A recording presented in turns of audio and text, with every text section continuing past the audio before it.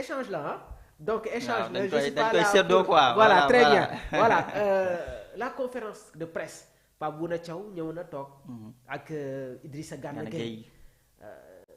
Idrissa Gana xam naa dinañ si ñëw dinañ ci wax. parce que ñu bëri ñi ngi doon wax non il faut que boy commence booy commencé jouer. mais Je t'avais dit ça. on a l'un des meilleurs milieux de terrain qui joue dans le championnat anglais. Et Idrissa Gana Gueye dafay incarner le professionnalisme. Merci. Idrissa Gana Gueye c'est un leader dans l'équipe.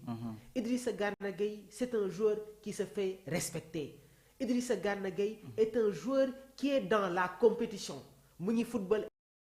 Everton mi ngi titulaire ci équipe bi di Everton man je comprends pas des fois yenn analyse yi nga xam moom la gars yi di def non mais il l'a montré parce que depuis la coupe du monde 2022 Si. Idrissa Gana Gueye fait partie des joueurs les plus réguliers Effectivement. de cette équipe buñ di gaaw a fàtte bi ñuy jouer contre Angleterre Idrissa Gana Gueye nous avait énormément manqué et boobu ba tey gis nañ ne que il est constant dans l'équipe donc tamit ñun par moment il faut que ñuy xam exactement la valeur de nos joueurs c'est pas un petit joueur koo xamante ne joué na Aston Villa joué na Everton football na Paris Saint-Germain aux côtés des meilleurs milieux de terrain du football mais kooku du ku ndaw des fois man je me demande est-ce que réellement de nos joueurs et ni ñuy respecter Sadio Mané noonu la ñu war a respecter Idrissa Gana Gueye c'est pas un petit joueur la conférence de presse de Pape Bouna Thiaw gis nga question yi nga xamante ne moom lañ ko posé laataa ñuy ñëw dans le fond dans la forme nan nga ñuy analyser les conférences Yaya. waaw conférence bi xam nga c'est tout à fait normal. waaw avant match veille de match day am. gars yi génn wax entraîneurs yi aborder wala rassurer tout simplement seen équipe. rassurer aussi peuple bi nga xamante ne moo nekk ginnaaw jour yooyu noonu. waaw lu ñu gis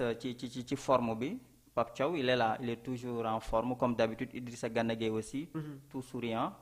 rassurant aussi surtout loolu ndax Mamour coow li bëri woon na par rapport à sa titularisation dans le passé waaye gis nañ li nga xamante ne jot na ko wone mais dans le fond boo duggee ci waxtaan bi Mamour tu te dis que bon Pape Thiaw il est toujours dans la continuité bi nga xamante ne moom lañ ko xamee il mën na effectuer ay quelques réajustement au niveau du milieu de terrain ndax football la match bu nekk ak réalité am mais bu ñu bett ni tam mu indiwaat la même chose loolu bu amee bu mu bett sénégalais yi d'accord voilà mu indiwaat la même chose bu mu bett sénégalais yi ndax tey ñëpp jàpp nañ aussi dans le fond densité bi nga xamante ne moom la ñu war a indiwaat au niveau du milieu de terrain comprendre nga Mamour mais yooyu yëpp ay aspects la yi nga xamante ne dinañ ci gën a waxtaan en profondeur waaye li ma gën a retenir waaye lu ma ëppal solo ci boobu la conférence nga xam ne neex na ma ci kàddu yi nga xamante ne kii di Pape Bouna Thiaw yëkkati na ko mooy patience ak détermination Mamour dafa wax lu am solo patience ak détermination c'est ça la clé du match journaliste RTS bi moo ko posé boobu les questions dëgg la wax sénégalais patient wul mu ñun jàpp nañ match bi day tàmbali rek ñu dugal même bu ñu la mënee sax ñun jàpp nañ waruñu football 15 minutes ak équipe dooruñu la mën nañ am les meilleurs ku nekk aussi dafa ñëw pour défendre say couleurs no xaaral mooy comprendre nga Mamour ñoo mën ñoo ëpp doole ñun ñëpp dañ koy wax du dëgg mais match bal bi buy daw y a une réalité aussi qui s'impose li ëpp solo mooy la finalité bi mooy la victoire finale bu ko équipe bi amee rek loolu lañ bëgg ñun ñëpp du dëgg fi nga dugg noonu du ma fa dugg parce que suñu ñëwee ci compo probable ak la manière dont le Sénégal doit jouer demain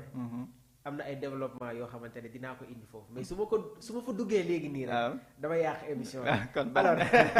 voilà donc comme tu l'as bien souligné Pape Thiaw kàddu yu mu yëkkati ci conférence de presse bi am na solo trop c'est vrai nee na le Sénégal dafay jouer adversaire par adversaire joué nañu contre Botswana match boobu jàll na demain dañuy football ak la RDC les Léopards Pape Bouna Thiaw nee na ñaari équipe yi xamante nañu waaye nag contexte yi bokkul c'est vrai parce que bu ñuy football ak ñoom c'était pour les éliminatoires de la Coupe du Monde 2026 aujourd'hui on se retrouve c'est une autre compétition muy la Coupe d'Afrique des Nations mais lenn xam naa ko Pape ba ci ay kàddoom daf ne que le plus important c'est de marquer très tôt le premier but loolu Pape dégg naa loolu nee na nañ teel a dugal but bi parce que xam na ne que premier but bi suñ ko dugalee l'équipe de la RDC va se déployer ils n'auront pas le choix moo tax suñu ñëwee ci compo probable man am na leen loo xamante ne dinaa ko proposer. comme ni ma ko defee woon contre le Botswana defee woon ko contre le Brésil dinaa joxewaat tey sama compo probable. te gëm naa ne que à 95%. loolu la Pape Thiaw di indi parce que nag Yaya équipe soo ko yanee loo xamante ne attanu ko dina tal leneen lu dul daf lay attaqué. Idrissa Gana Gueye posé nañ ko tamit question yi lan moo tax muy gën di performer avec l'équipe nationale du Sénégal li mu wax mooy bi mu soog a ñëw ci tanière bi daf fi fekkoon benn génération mu nekkoon le plus petit nekkoon le cadet. Aujourd'hui il fait partie des cadres de cette équipe dans le discours nan nga ñuy analyser les situations. Oui, dans le discours xam nga nous sentons cette maturité bi nga xamante ne moom le joueur day dégager. Exactement. Toujours cette discipline dans la communication. d'Idrissa Gana Gueye musta changé bañ ko xamee léegi ba mu ñëw équipe nationale du Sénégal et on l'a senti. ci boobu les conférences de presse. Mamour xam nga tey Sénégal ñun ñëpp ay entraîneur lañ. ñun ñëpp sénégalais bu ne mën na analyser parce que ñëpp ay seetaan football ñëpp a xam football muy góor muy jigéen jamono ji fi football toll ak nu mu évoluer mais yàgg naa la wax ni que championnat Angleterre du championnat bu ndaw sànq wax nga ni que Idrissa Gana Gueye fu mu jaar yëpp jaar na Paris jaar na Aston Villa jaar feneen ak feneen donc yow mënoo jaxasoog ak yenn footballeurs yi ba tey yow doo mën a progresser ci football c'est impossible mënoo am sa parcours footballistique ba pare nga am benn retard ci talent wala nga am benn retard ci communication ça se sent et ça se voit amul lu ñuy nëbboo Idrissa Gana Gueye yàgg naa la wax ni que fi football toll tey Sénégal wala fi Sénégal am même s'il y a des viviers bu am bu solide benn réservoir au niveau du banc mais Idrissa Gana Gueye du joueur bi nga xamante ne mën ngaa xëy ne ko cappat teg ko ci banc bi Mamour en termes d'organisation en termes de récupération jeu court jeu long c'est le meilleur te xam nga lan moo gën a neex ci football mooy tey mën nga mun football aay nekk un très bon joueur mais amoo discipline tactique te boo tëlee discipline tactique tu peines à progresser dans le foot te Idrissa Gana Gueye loolu la gën a am dans sa carrière mooy dafa am lu ñuy wax discipline tactique c'est très rare mu déborder dans la discipline tactique il répond toujours présent allant dans ce sens donc boo amee joueur bu ni mel mënoo xëy rek nga seppi ko teg ko fële déedéet ñu ngi doon jooyandi colonne vertébrale mais Idrissa Gana Gueye c'est quelqu'un bi nga xamante ne dans l'organisation du jeu au niveau du milieu de terrain bi nga xamante ne moom la Sénégal am jamono ji boo ko jëlee teg ci bi da ngay am des difficultés parce que il est très mature dans le jeu te Pape Alassane Gueye wax na ko après juste match bi ci coulisses yi ba ko journaliste bi laajee à côté d'Idrissa Gana Gueye naka nga évoluer ak moom dégg nga lu mu tontu c'est un joueur d'expérience on parle beaucoup bu ñuy football te loolu c'est important mais Pape Alassane Gueye kan moo wutale di c'est un joueur très talentueux donc bu demee di déglu kii di Idrissa Gana Gueye parce que xam na ce joueur ban apport lay indi très bien donc c'est quelque chose à ne pas négliger dañoo war a profiter ci joueurs yi mel ni Gana Gueye mais waruñu xëy rek jëlee leen fi Mamour Sénégal dañoo tàmm dara nga am benn âge bi rek ñu ne da ngaa war a màgget nga dañ la jëlee fii mais il faut nit ki moo ñu gën a xam boppam moo ngi football moo ngi joxe à 80% wala à 85% li gën booy bu am 18 ans di def léegi lu tax nga bëgg a xëy rek jël ko teg ko ci banc bi. je te donne l'exemple de N'Golo Kanté. Didier Deschamps ba tey mi ngi koy convoqué. merci ci équipe bii nii. Pjanic ancien milieu de terrain de l'Olympique Lyonnais passé par la FC Barcelone au niveau du championnat italien il est toujours présent dans l'équipe de la Bosnie. oui noonu. l'Espagne. ak ñoom Iniesta Xavi joué nañu ba à un certain âge. gis nga nañuy bàyyi xel encore une fois les performances de nos joueurs quand même xam nga pour tënk ko rek dama ne la Gana dafay incarner di nga xamante ne moom mooy le professionnalisme yaa bërki démb on était fii nii ci entraînement bi tu l'as suivi da ngay xam ne que condition physique bi rek c'est quelque chose de très important pour un joueur te hygiène de vie bi ngay wax toujours sur la conférence de presse Pape Bouna Thiaw nee na la concurrence est très saine dans cette équipe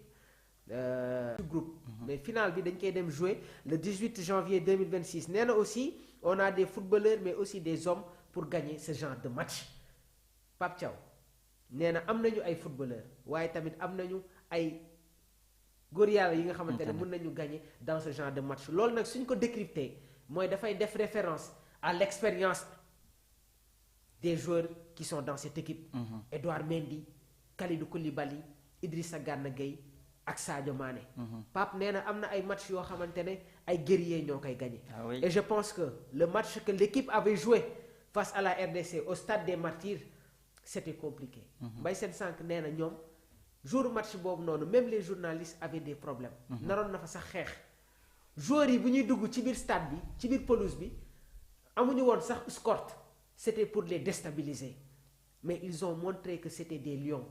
ay gaynde lañu. et je pense que attitude boobu noonu dina nekk lu am solo trop ci bi les rencontres avant ñuy ñëw sur la conférence de presse de la RDC parce que Sébastien Desabre yëkkati na ay kaddu damay deseni ba tey sur les réactions de Pape Bouna Thiaw li mu waxaat mooy avant de dormir je pense toujours à remporter la Coupe d'Afrique des Nations. Pape Thiaw ba tey ci ay propos am nee na ma philosophie c'est de marquer plus de buts que l'adversaire. Pape Bouna Thiaw nee na philosophie moom mooy dugal plus de buts que l'adversaire et yaa ngi koy wax sànq man gëm naa ne que ak suñu attaque à 4 bii nii Sénégal waru jouer 45 minutes boo xamante ni dugalul but. ah oui yaya attaque bi ñu am nii Iliman Ndiaye Ismaïla Sarr Sadio Mané Nicolas Jackson le Sénégal ne doit pas jouer 45 minutes te du dugal but. sans pour autant nag oublier profondeur de banc bi nga xamante ne am nañ ko. Samuel Moutou Samy milieu de terrain de la RDC sànq bi Pape Thiaw defee conférence de presse moom génn na ak Desabre ñoom ñoo def la conférence de presse des Léopards. li mu wax nag